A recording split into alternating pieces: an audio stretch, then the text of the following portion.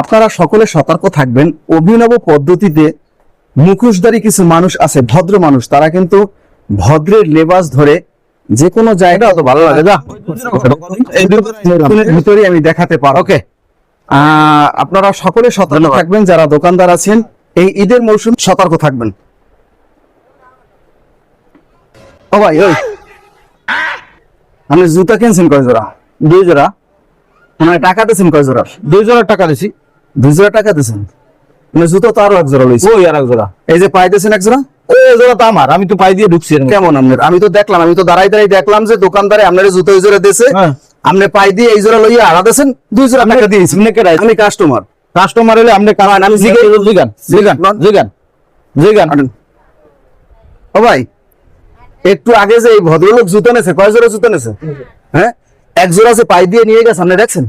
হ্যাঁ, এই যে নতুন 1 জোড়া, ও জোড়া আমার, এই 2 জোড়া টাকা দাও। এই যে ভদ্র লেবাসে এই যে চুরি করেন, এগুলো পাইছেন কই? কই চুরি করছি আমি?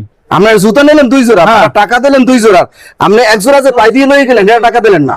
আমার এই জোড়া তো আমার জুতো, আমি পাই দিয়ে লই। ভাই, এই ঈদের মৌসুমে কিন্তু এরকমের ভদ্র বেশে কিন্তু কিছু চোর আছে, আপনারা দোকানদার সাবধান থাকবেন, বুঝছেন? আর আপনি 1 জোড়ার দাম দিয়েছেন বেটা, আপনি জুতো 3 জোড়া নিয়ে বেটা 2 জোড়া দাম দিয়েছেন, পাইছেন কি এই সমস্ত? ঈদের মধ্যে বেটা কি খাইতেছেন? জানেন, জান জান না।